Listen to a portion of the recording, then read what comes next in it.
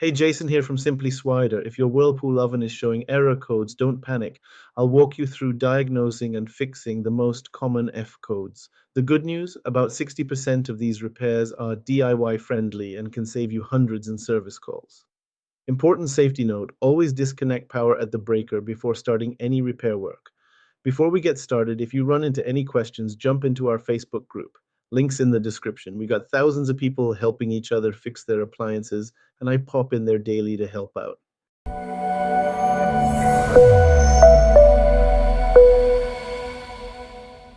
All right, so here's the deal with Whirlpool error codes.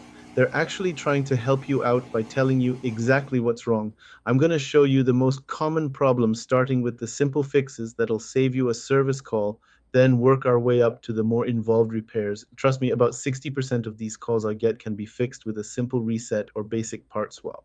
So the number one culprit I see is control board failure. That's your electronic oven control or EOC. You'll know this is happening when you see codes like F1, F0, F5, F7, or F8 popping up on the display. Sometimes you'll get combinations like F1E0 or F1E4. Here's the dead giveaway test. First, turn off the circuit breaker for a full 60 seconds. This ensures all capacitors fully discharge. Turn it back on and watch the display. If that same error code reappears within 60 seconds of powering up, you're looking at a failed control board. I had this customer last month whose oven kept showing F7, which means a stuck function key.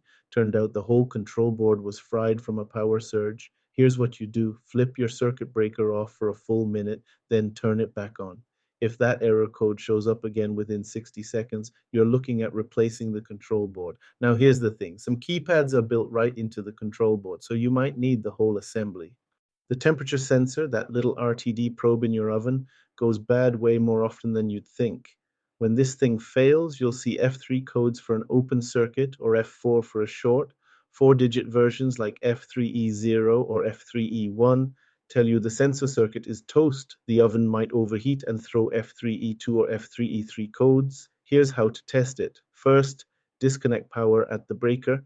You'll need a digital multimeter set to measure resistance in ohms. Unplug the sensor's wire connector and test across the two sensor terminals. At room temperature, about 68 to 70 degrees, you should see exactly 10 80 ohms plus or minus 50 ohms. I remember this guy who called me because his oven was heating, but the display kept climbing even though nothing was cooking. Sensor was reading way off. If your resistance is wrong or the wiring looks damaged, swap out that sensor. But here's what gets people. If the sensor tests good, but you're still getting codes, the problem's probably in the wiring harness or the control board reading the sensor. Keypad problems show up as F2 codes, especially F2E0, F2E1, F2E5, or F2E6. Sometimes it's just a shorted keypad or loose connection. The tricky part is on non-self-clean models, F2 usually points to keypad issues instead of high temp. First, check the ribbon cable connection between the keypad and control board, unplug it, and reconnect firmly.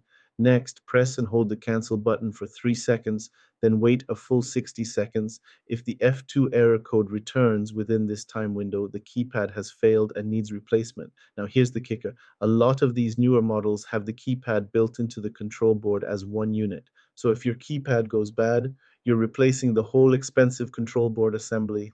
This is a safety hazard. Stop using the oven immediately. Overheating occurs when heating element relays weld shut, keeping elements constantly powered. Warning signs: F2 or F3 E2 error codes, oven temperatures exceeding 575 degrees Fahrenheit in bake mode or 950 degrees Fahrenheit in clean mode, and elements that glow red continuously even when the oven should be off. I had this lady call me panicking because her upper element was glowing red the whole time and temps were hitting over 500 degrees. What happens is the bake or broil relay contacts weld together so the element stays on constantly. If you suspect this, disconnect power immediately. Don't mess around. The only fix is replacing the control board because those welded relay contacts can't be repaired. As a temporary fix, you can unplug the connector from the broil relay to stop that element from running, but you're still going to need a new control board. Meat probe problems show up as F4E1 codes. The probe circuit is either shorted or the probe itself is bad. At room temperature, that probe should read about 59,000 ohms on your multimeter, way different from the oven sensor. Check for pinched wires or moisture in the probe receptacle where it plugs in. Sometimes condensation gets in there and causes false readings. If the probe resistance is wrong, replace it. If it tests good, make sure the connection's solid and check that receptacle jack for damage. This one's usually a pretty easy fix compared to the control board stuff. Now, before we wrap up, you can see right there on your screen some of the most common Whirlpool models that run into these error code problems. Take a look. You might even spot your own model number up there. Don't worry about memorizing all those numbers, just see if yours shows up in the list. That's how you tackle Whirlpool oven error codes.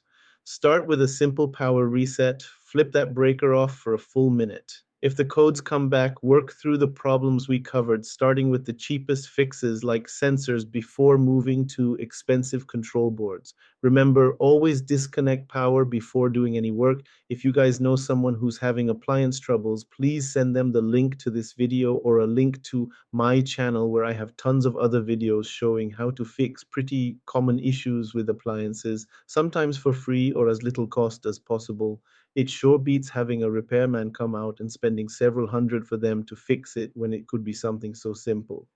If this helped you get your oven working again, hit that like button and drop a comment below. Let me know which fix worked for you. Really helps other people with the same problem. And if you haven't already, please subscribe to the channel. We'll get this out to more folks who need to save some time and money. Thanks for watching, and I hope you guys have a great day.